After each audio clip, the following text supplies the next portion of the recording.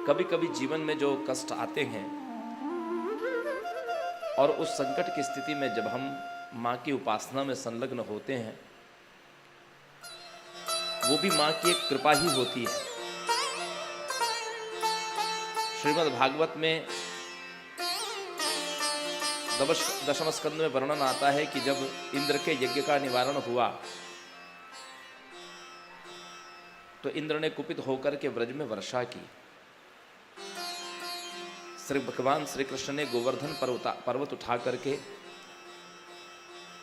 7 दिनों तक लगातार वृष्टि होती हुई वह प्रलयकालीन वर्षा से ब्रजवासियों की रक्षा की। इंद्र लज्जित होकर के जब भगवान के पास में क्षमा प्रार्थना के लिए आए तो भगवान ने उनसे यही कहा कि मामेश्वर श्रीमदांदो दंडपाणिं न पश्यसि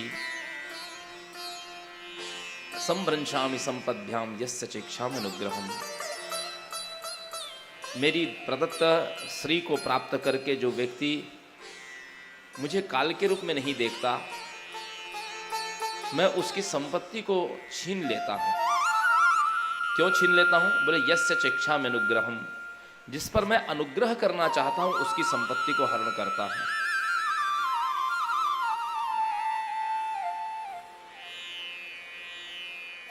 जब हम विपत्ति में मां की शरण लेते हैं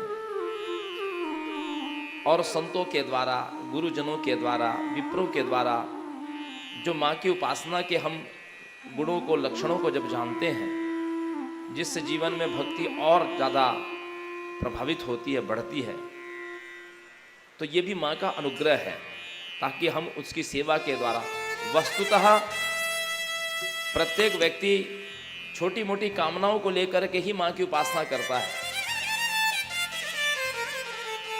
लेकिन मां की भक्ति केवल भोग के लिए नहीं है। यहां पर ऋषियों ने प्रश्न यही पूछा था,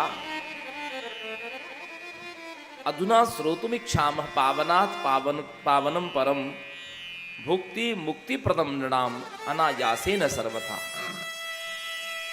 कि जो मनुष्य को अनायास भोग और मोक्ष दोनों दे दे। ऐसा कभी संभव नहीं है कि मां की आप उपासना करें, मां यदि प्रसन्न हो जाए तो केवल भोग दे, ऐसा संभव नहीं है। मां भोग भी देती है और मोक्ष भी देती है।